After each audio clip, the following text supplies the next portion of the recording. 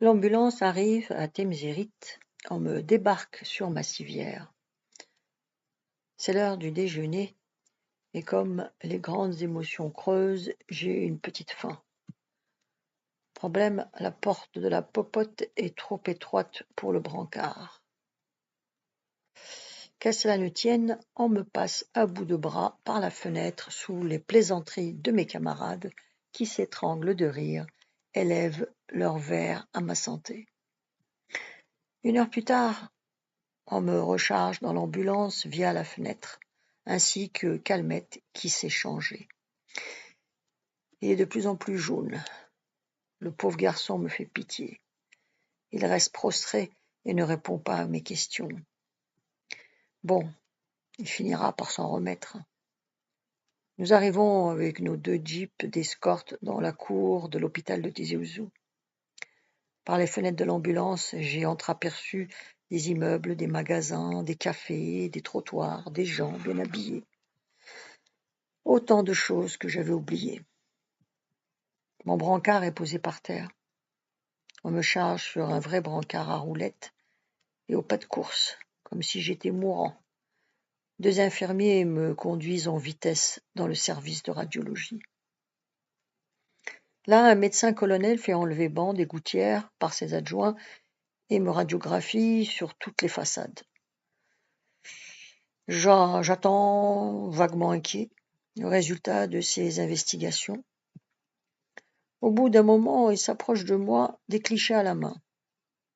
Alors, docteur, je ne vois rien de grave, pas de fracture, pas de felure. C'est une double entorse des genoux. 8 jours de repos au lit à l'hôpital et vous pourrez terminer votre convalescence avec 2 cannes anglaises dans votre unité. Pour un peu, je l'aurais embrassé. Logez-le dans un dortoir d'officier et donnez-lui un pyjama et un nécessaire de toilette. Une infirmière me prend en main. Elle pousse mon brancard dans les couloirs, l'air revêche. Nous pénétrons dans un grand dortoir d'au moins 25 lits, dont un seul, au fond, est occupé. Elle me dit de m'installer à côté. Je m'assois, comme je peux, et je me penche vers mon compagnon d'infortune. Il a les yeux ouverts, et j'y lis toute la détresse du monde. Nous nous présentons. C'est un sous-lieutenant d'actif qui a ramassé une chevrotine dans la rotule de la jambe droite 2 jours avant, dans une embuscade. Il me désigne un cliché radio sur sa table de chevet. Regarde, mon vieux, j'ai un raccourcissement définitif de 4 cm de la jambe droite. Je suis boiteux à vie. J'ai fait Saint-Cyr pour rien. Je ne sais même pas si on me gardera dans les services administratifs. Pauvre vieux, tu pourrais être aussi dans un cercueil, console-toi en te disant que tu es vivant. Il me tourne le dos et je respecte son silence. À un moment, l'infirmière revient avec un pyjama plié à la main. Je voudrais du papier à lettres et une enveloppe pour écrire à ma femme ainsi que des cigarettes, s'il vous plaît. Un blessé n'a pas le droit de fumer et je ne suis pas une agence postale. Sur ce, elle sort. Entre le médecin-chef, le sourcil en bataille suivi de l'infirmière. Alors, on fait des caprices, on veut fumer.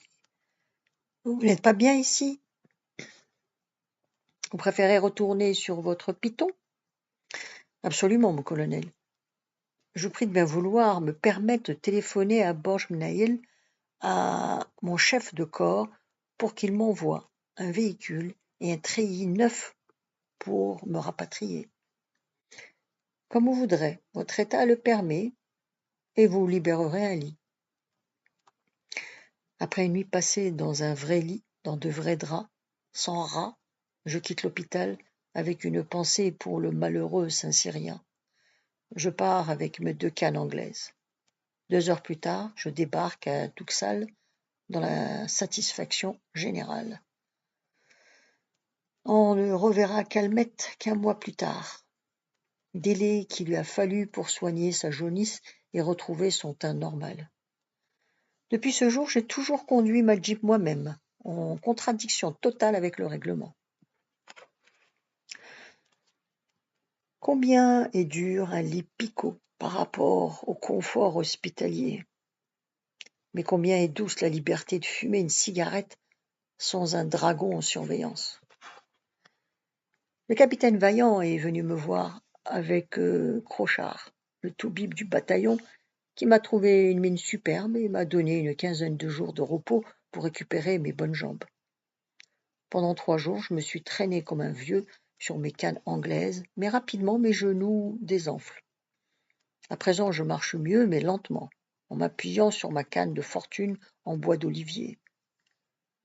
Chatoise me remplace au crapahut et pour moi les attentions d'une nounou, mais je sens que je ne vais pas tarder à courir les djebels.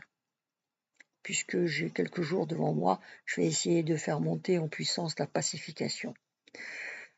Je ne vois pas trop comment m'y prendre. D'après l'officier de renseignement du secteur, les rebelles sont aux abois depuis que le soutien logistique leur a été retiré. Deux hors-la-loi se sont ralliés avec leurs armes à une unité de chasseurs près de Tizi Ouzou, un autre aux artilleurs de Dra-et-Mizane. S'il y a un frémissement, il n'y a pas de raison qu'on ne puisse pas en faire autant au 9e RMA. Je fais tous les jours le tour du village, m'aidant de moins en moins de ma canne. À 27 ans, on récupère vite. Je discute de tout et de rien avec les uns et les autres. Je prends la température. L'événement du moment, c'est la cueillette des olives. Elle eut lieu sous haute surveillance. Je suis inquiet pour mon brave petit Jean qui a la responsabilité de 2 chantiers. C'est surtout celui de Tachtiwin qui est sensible. Je tourne la manivelle de l'E8. La ligne téléphonique est de moins en moins coupée et Poulain, que j'ai au bout du fil, va chercher Petit Jean qui surveille son chantier. Bonjour Petit Jean, vous me reconnaissez? À votre accent, il n'y a pas de problème, mon lieutenant. Vous allez mieux? Tout va bien, mais toujours pas de remplaçant officiel en vue. Comment se passe la récolte des olives, surtout pour les gars de Tachtiwin? J'ai eu de gros problèmes d'organisation car notre effectif est maigre. Depuis 8 jours, les 2 groupes, à tour de rôle, partent très tôt le matin avec les hommes, les femmes et les animaux jusqu'à Tachtiwin et ils rassemblent tout le monde pour être de retour à El Hazib El Majen, au moins 1 heure avant la tombée de la nuit. L'autre groupe patrouille autour du centre de rayonnement et je 2 sentinelles en permanence avec des jumelles sur le petit piton qui domine le village. Là-haut, ils peuvent à peu près tout voir. En plus, il faut assurer les activités de nuit. C'est la galère. Enfin, dans l'ensemble, ça se passe assez bien. Les gens de Tachtiwin apprécient l'indemnité qui leur est allouée et la Jimmy fait de l'excellent travail. Il réussit à faire s'entendre les 2 communautés. Bonne nouvelle. Côté rebelle, que se passe-t-il? Rien. Mais comme ils ont un calendrier d'exaction à respecter pour montrer qu'ils sont toujours là, on se méfie. Ok, prenez bien garde à vous. Bonjour à toute la section. Terminé. Petit Jean a bien raison. Faut se méfier de cette apparente absence de l'ennemi sur le terrain. Je commence à connaître par leur nom les anciens de Tuksal réunis traditionnellement sur la Djama. Salam alaikum. Bonjour à tous. Alaykas salam, mon lieutenant, me répond Sissadok. Il a les cheveux drus mais blancs, à moitié cachés par le capuchon de son burnous. Son nez en bec d'aigle est souligné par une grosse moustache jaunie par l'abus de la cigarette.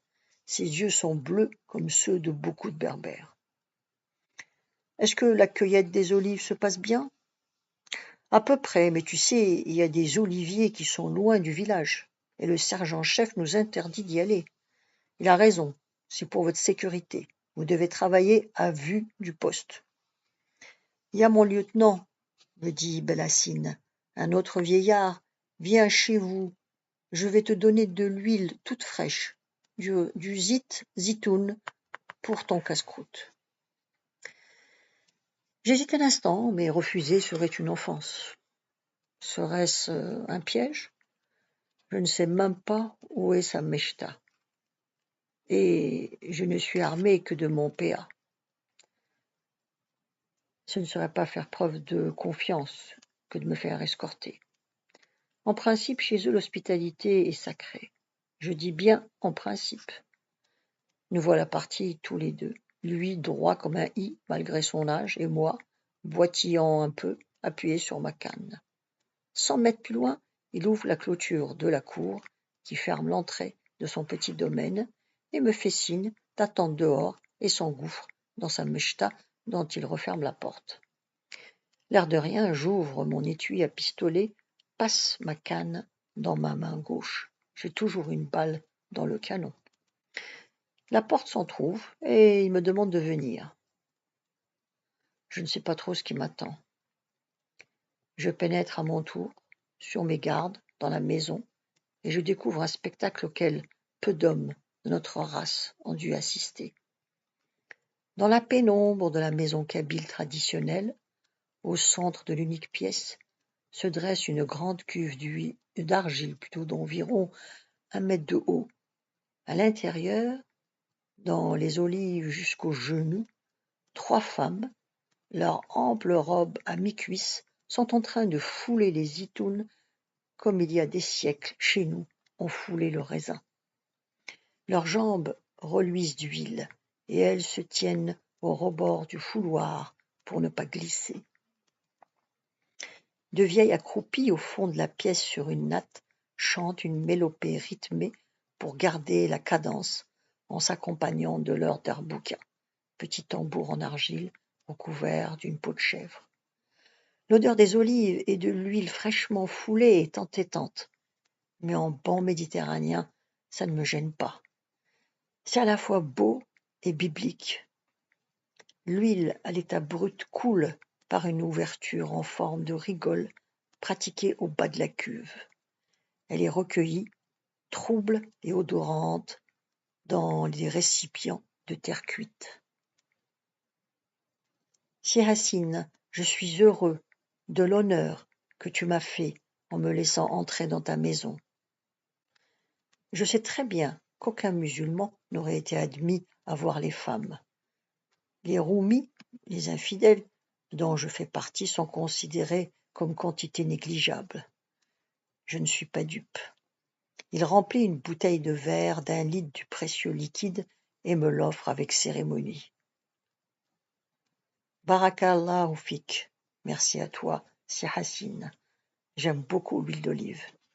Ce qui est vrai.